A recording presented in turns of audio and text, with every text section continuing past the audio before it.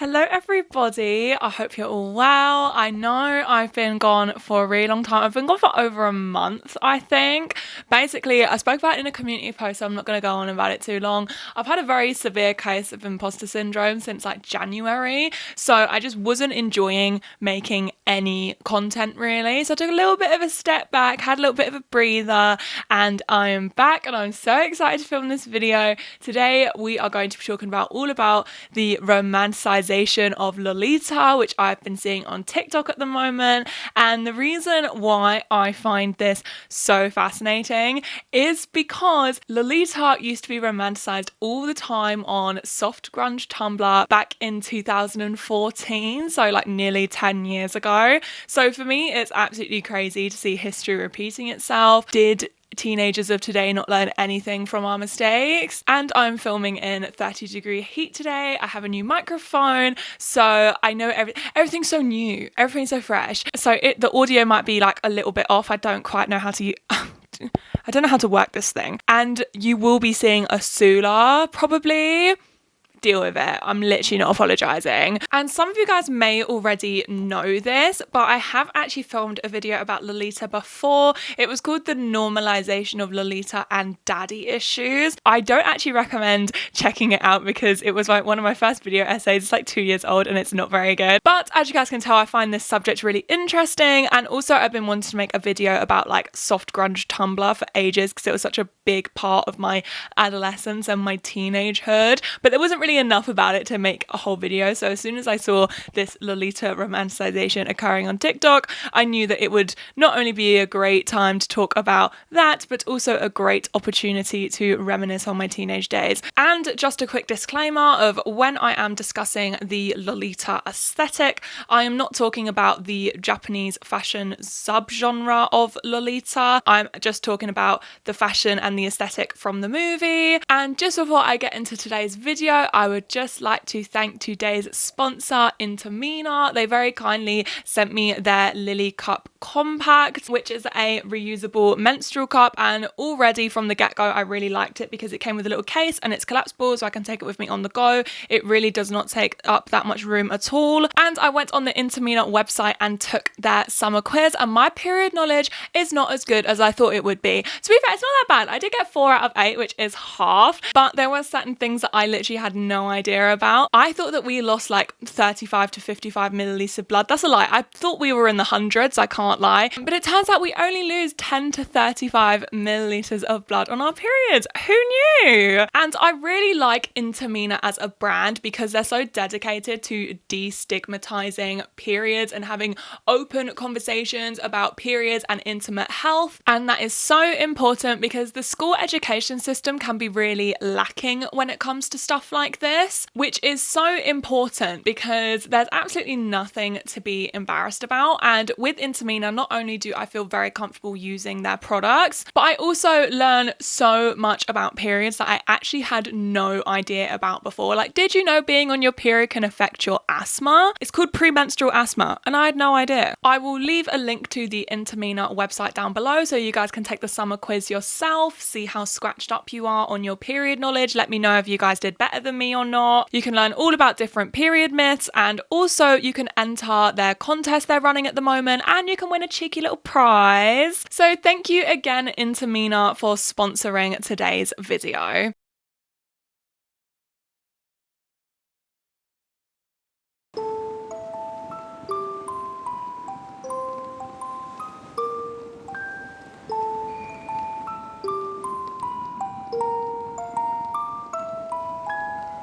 And I do just want to quickly preface before getting into today's video that if it seems like I am tiptoeing around certain topics, it's because I am. Obviously, I'm talking about pretty sensitive subject matter today, and YouTube can be a little bit touch and go when it comes to stuff like this. So if I'm censoring certain words, if I'm tiptoeing around certain things, that's why. Lolita is a 1955 novel written by Vladimir Nabokov. I hope I'm pronouncing that right. And it's written in the perspective of our protagonist, Humbert Humbert, and is about his growing obsession with a 12-year-old girl called Dolores, who he nicknames Lolita and ends up grooming and after intentionally becoming her stepfather. And what makes Lolita such a unique book is our protagonist Humbert Humbert is actually an unreliable narrator. He is a complete narcissist and never even considers how his actions can affect other people. So not only is the book supposed to make you feel very uncomfortable, but the author does not condone any of Humbert Humbert's actions. It's a cautionary tale, so Vladimir Nabokov is probably spinning in his grave right now seeing young girls romanticize it on social media.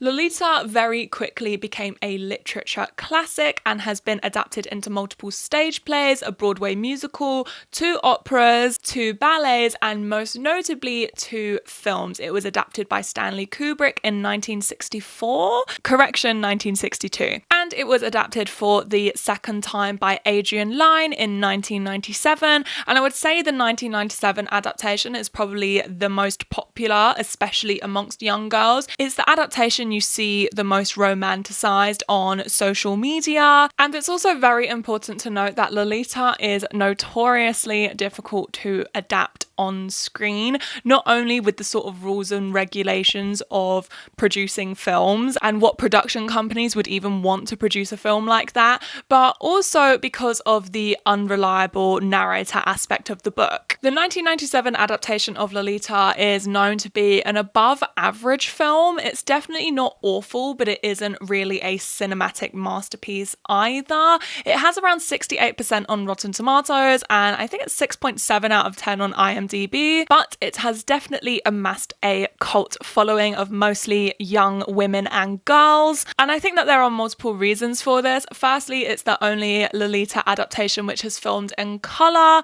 It also used to be available on YouTube, so it was very easily accessible. Jeremy Irons, who plays Humbert Humbert, definitely isn't bad to look at. The cinematography is pretty nice to look at and is very aesthetically pleasing, and screen caps from the movie would look very good reblogged onto your pale grunge Tumblr. But I think one of the biggest reasons for this adaptation being so popular is how they styled the character Dolores, also known as Lolita. Firstly, the actress who plays Dolores is Dominique Swain, and she is naturally very beautiful. And I also think the way they styled her definitely caught a lot of young girls' eyes. They gave her a lot of signature pieces like heart-shaped sunglasses, red lipstick, and they also always styled her hair in some kind of braid. And still to this day, the combination of heart-eyed sunglasses, red lipstick, and braids is associated with Lolita. And her outfits are very cute and still hold up to this day. Her outfits consist of a lot of matching sets,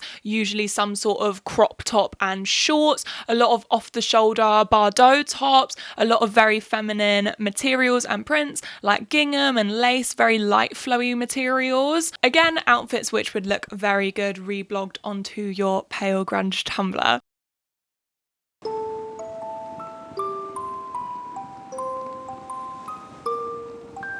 So to talk about the romanticisation of Lolita we are currently seeing on TikTok, we have to talk about the romanticisation of Lolita on Tumblr. And before doing that, I just want to quickly set the scene of what pale grunge / soft grunge Tumblr even was, because I know some of you guys are a lot younger than me and probably never even used Tumblr in 2014. So on Tumblr between 2013 to 2017, there was a very popular aesthetic called pale grunge or soft grunge. I will insert some pictures, but it was basically very angsty, slightly grungy pictures. You know, aesthetically pleasing photos and quotes usually consisted of cigarettes, cacti, boxed water, pretty girls. They somehow made very everyday objects angsty and edgy. The it girls at that time were Charlie Barker, Elizabeth Bishop, and Joanna Kutcher. Really popular TV shows at the time where screen caps and quotes would be reblogged a lot was American Horror Story, in particular Murder House and Coven, also Skins. Every girl's crush on pale grunge Tumblr was Evan Peters, especially him as Tate Langdon. Despite his horrible actions, most of us believed that we could change him. And popular music at the time was, of course, Arctic Monkeys, in particular AM. That album literally shaped my teenagehood. And also, we obviously cannot talk about Lolita romanticization without talking about Lana Del Rey. Lana Del Rey really shaped this era of Tumblr. She was a self-proclaimed sad girl, and I think for a lot of teenagers who are just going through it, to be honest, especially teenage girls who just feel sad and angsty all the time, having a singer who's also super sad and angsty and is singing about sad things, I think it's nice for teenage girls to find someone they feel like they can relate to. Her music is literally described as Hollywood sadcore. If you guys want to know more about Lana Del Rey, I really recommend checking out Mina Lee's video about it. So good. Because I'm not going to be getting too into her today, but I am going to be talking about how she contributed to Lolita romanticization later in this video. But before I talk about that, I just want to talk about what Lolita romanticization even looked like on Tumblr in 2014. Now, Lolita did not completely dominate soft grunge Tumblr. It wasn't like all over the place, but if you were on soft grunge Tumblr, you were bound to run into some sort of romanticized Lolita type post. And Lolita was definitely dominating Lana Del Rey Tumblr at the time. Now, obviously, people would post and reblog screen caps and GIFs from the film, and obviously that isn't inherently bad, but when it's a GIF of them kissing with a Lana Del Rey lyric over it, something about that doesn't feel right. I think we all know that whoever reblogged stuff like this probably romanticized Dolores and her relationship, I'm using that term very loosely by the way, with Humbert Humbert. Under the tag Lolita, you will also find a lot of pictures of very thin white women. You will also find a lot of straight up explicit pictures. You'll find a lot of fetishized schoolgirls. Obviously, pictures of Lana Del Rey. You'll find very sort of aesthetic pictures of age gap couples,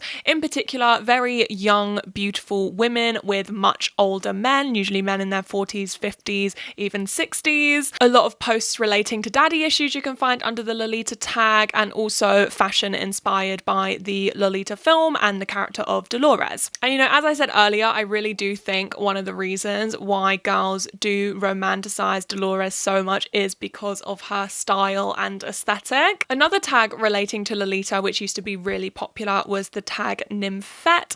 It's a word which Humbert Humbert also used to describe Lolita. A nymphette is defined as a sexually attractive young woman or girl, and I remember this tag being really popular on Tumblr in 2014, and all the photos being very explicit on it, and I actually went to go and look to see if it was still the same, and Tumblr have actually banned the tag. But I'm pretty sure they banned the tag when Yahoo bought them out and they did a whole like cleanse of the website. I don't think that it takes a genius to work out that clearly Lolita had been romanticized on Tumblr back in 2014. You would actually find more aesthetically pleasing pale grunge pictures under the Lolita tag than actual screen caps or GIFs from the film. Soft grunge Tumblr basically fizzled out and died by 2017. The sad girl aesthetic was no longer popular, and I think a very big reason for that was because the teenagers who used to use pale grunge Tumblr were no longer teenagers anymore and had completely grown out of it. Even Lana Del Rey, who was a self-proclaimed sad girl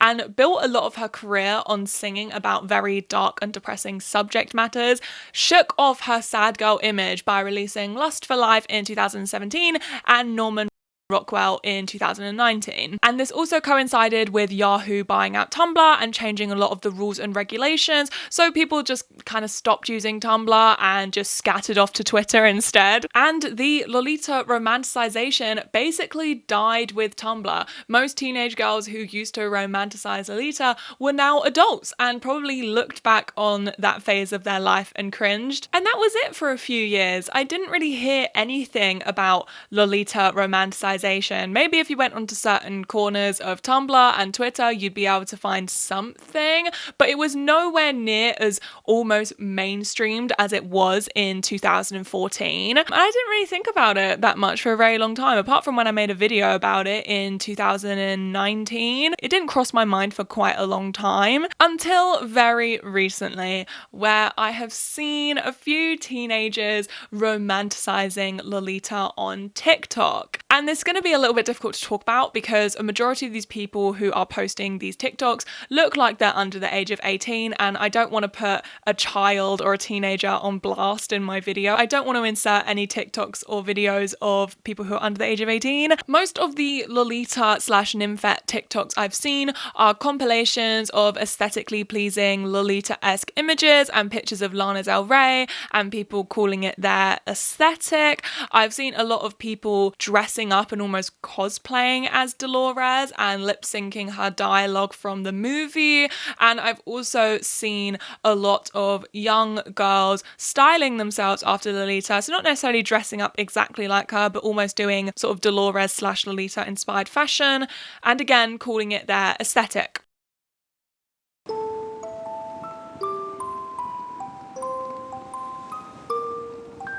So now that I have explained what Lolita romanticization looked like on Tumblr back in 2014 and what it looks like now in 2021 on TikTok, I now want to talk about why does Lolita get romanticized so much, especially by young girls, and what are the possible repercussions of this romanticization. And I do just firstly want to preface that I don't blame any of these teenage girls for romanticizing Lolita. I think that we all do very questionable, stupid things when we're teenagers, and we all look back in our 20s and think, what were we doing? And I'm sure a lot of us can relate to feeling a lot more mature than we actually are. Firstly, I think that we should go back to 1962, which was when the Stanley Kubrick adaptation of Lolita was released. It was released only 7 years after the book, and Vladimir Nabokov is actually in the writing credits for the screenplay. I don't know how much he was involved in writing the screenplay or whether they just credited him because he wrote the book.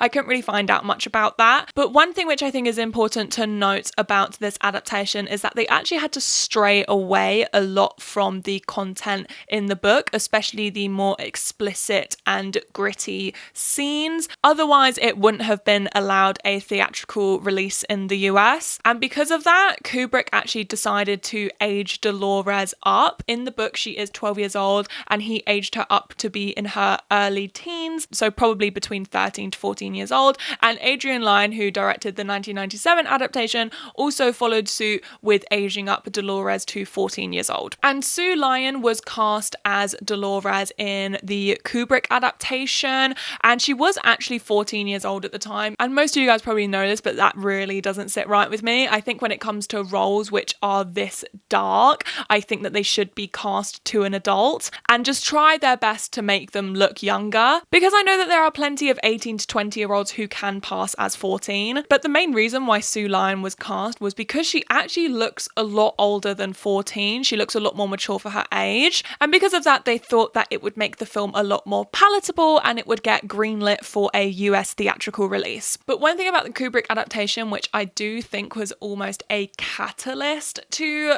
Lolita being romanticized, was that he basically completely recharacterized Dolores. In the book, she's basically kind of a tomboy. She isn't ladylike or classy in the slightest. Any sort of unladylike or childlike thing she does, whether it's picking her nose, pulling out a wedgie, is written in the book. So it's hammered home to us readers that Dolores is a child and she isn't some seductress that Humbert is trying to paint her out to be. And in the Kubrick adaptation, they make Dolores look like this. She looks a lot older than 14. She looks very classy and glamorous and girly, and there's nothing wrong with Dolores being a girly character, but she just looks way too put together for a 14-year-old. When I was 14, I was wearing moustache print leggings. So not only does she look like an adult, but I also think she slightly acts like an adult too. She acts very mature for her page. And I think that this recharacterization of Dolores really shaped the way that she would be perceived for years to come. And I think something which is really telling about both 1962 and 1997 adaptations of Lolita is that both the lead actresses who played Dolores, so Sue Lyon and Dominique Swain, it was their first role and it was also their breakout role, and it basically led to them being swallowed up, exploited and spat out by the industry. I'll leave some articles down below about it if you guys want to read more into that. And personally, I think Kubrick's adaptation was really the beginning of people diluting the story of Lolita, seeing it as a love story rather than a cautionary tale, viewing Lolita as a seductress rather than a child who was groomed. And I think a great visual representation of this change is all the different cover re-releases. The original cover looks like this. As you can see, it's just plain green, nothing super special about it. And I think that this is an absolutely fine cover, especially for how dark the novel is. And there are some cover re-releases which I really like. I think there are some cover re-releases which play on the iconography of the book and films, like the heart-shaped sunglasses or the use of the color pink.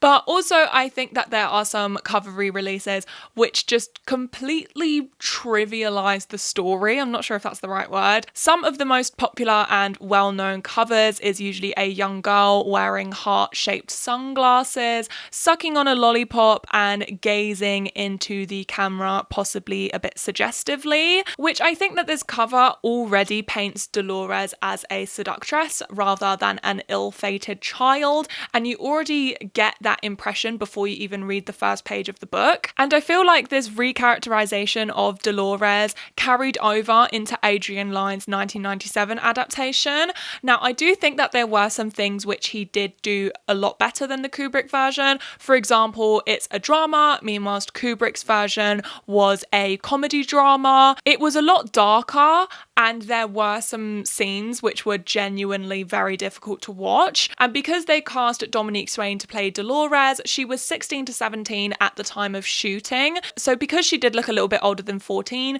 they decided to play up her childishness. They really played up her being very childish and bratty, which I think helps the audience to perceive her as a child rather than as an adult. But there are a lot of problems with this adaptation. Firstly, Adrian Lyne said in multiple interviews that he was telling a love story. And there he meets Lolita, who's Charlotte's daughter. She sees that Lolita is kind of attracted to Humbert as well. So they're both really rivals. Her bare foot brushes against his leg when she crosses over, going past him to another part in the garden. And I wanted to get a sense of, did she know what she had done or didn't she? I wanted it to be ambiguous. So there was a sense of heat and sexuality there, that where he could have construed it as being something that she did on purpose. He wrote Humbert in a very sympathetic light, and he was almost written to be a tragic character. And I don't think that there's anything wrong with humanizing horrible characters, humanizing people who have done irredeemable, unforgivable things. I think one show which did this really well was Black Mirror, with their episodes of White Bear and Shut Up and Dance. Both protagonists, Victoria and Kenny, have done unimaginable things that you wouldn't even think of doing yourself, yet they successfully humanize them without condoning their actions or watering down their actions. Adrian Lyne made Humbert this deeply sympathetic and tragic character. And look, I don't think there's anything wrong with showing a more sympathetic side to Humbert. I don't think there's anything wrong with having well-rounded, fleshed out characters, even if they are horrible, evil, irredeemable people. He just made him way too sympathetic and nowhere near narcissistic enough. Humbert through and through is a narcissist and does not think or even consider about how his actions can negatively affect other people. And also, I think one thing is that when it really boils down to it, Humbert is a creepy old man. And I just don't think that they made his on-screen presence uncomfortable enough almost. Like, if I was to make an adaptation of Lolita, I would want, whenever Humbert is on the screen, I would want your skin to be crawling, because that's how you're meant to feel, because it's a creepy old man. And I also think, once again, like Kubrick, Lyons did unnecessarily sexualize Dolores. And lastly, we have to talk about Lana Del Rey when talking about Lolita being romanticized. Most of you guys probably know who she is, but she really blew up in 2012 with the release of her album Born to Die. She released very Hollywood sadcore, sad girl, depressing music, but it was so good. And anybody who listens to her music now, or used to listen to her music religiously as a teenager, like myself, you would know that she references Lolita a lot in her music. One of her songs is called Lolita. In the lyrics of Off to the Races, she says light of my life, fire of my loins, which is the opening line to the book Lolita. And obviously I don't think there's anything wrong with referencing some of your favorite literature in your music, even if that literature has very dark and disturbing themes. But first of all, the song Lolita is a love song, but also the combination of not only consistently referencing Lolita in her music, but also some of her music just has a bit kind of lyrics. Most people probably know about the controversy surrounding one of the lyrics in Ultraviolence, which is "he hit me and it felt like a kiss," but she has said that she's not going to sing that in live performances anymore. But also in one of her songs, Put Me in a Movie, which she released in 2010, I don't think it's on streaming services, I think you can only listen to it on YouTube. I'm not sure whether she was Lana Del Rey or Lizzie Grant at this time, but the chorus in Put Me in a Movie is "come on, you know you like little girls, you can be my daddy." As you guys can tell, it's not looking good. And I do think that Lana Del Rey has contributed to this Lolita romanticization, especially amongst young girls, because of her consistent referencing in her music. And look, I understand that Lolita is a very well-known piece of literature, but I do think that Lana did put Lolita on the radar for a lot of young girls. And another thing which I think that Lana Del Rey did with her music was not only romanticize Lolita, but also romanticize and glorify age gap relationships. Now, obviously, I live in the real world.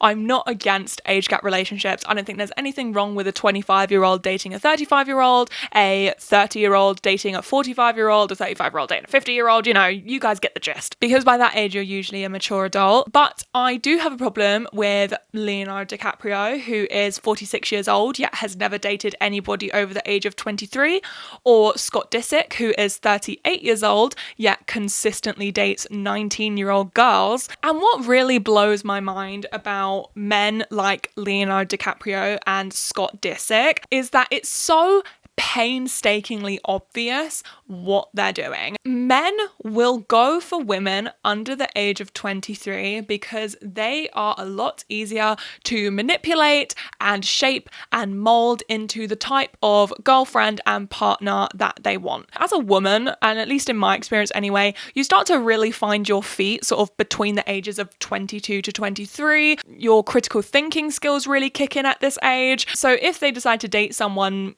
maybe in their mid-20s, in their 30s maybe, oh my gosh, shock, who can imagine? They will get a lot more pushback when they're trying to manipulate them, because women know by that age what manipulation looks like. You know, it's a lot harder to control and manipulate women who aren't in their early 20s or late teens. As you guys can probably tell, my problem lies with people in their late teens or extremely early 20s dating people who are a lot older than them, where you can clearly see that not only is there a maturity imbalance, but there also is a very big power imbalance. And with Lolita being romanticized, it's not just about girls glorifying a nymphette aesthetic or girls dressing up as Lolita on TikTok.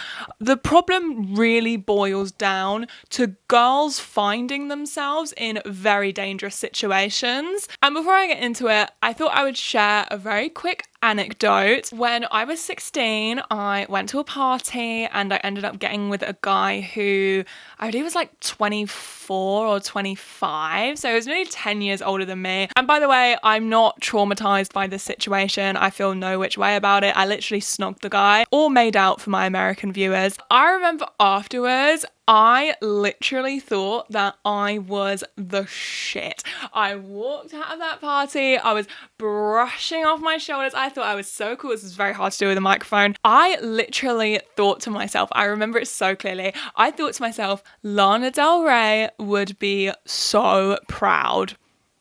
And now, looking back on that situation as a 22-year-old woman, ew. And I'm not grossed out at myself. I didn't do anything wrong. I was a child. I literally just sat my GCSE exams because the guy was grafting. He was grafting me. I think about this 24-year-old man pursuing a 16-year-old girl, and I feel so icky and gross about it. And I know that over here in the UK, the age of consent is 16, but legality doesn't always correlate with morality. And very fortunately, I don't have any sort of trauma from the situation, but it could have got very dangerous very quickly. And whilst researching for this video, I actually came across this TikTok where this girl was clearly sort of confiding that she feels like that old men try to groom her essentially, and that's the type of men that are attracted to her.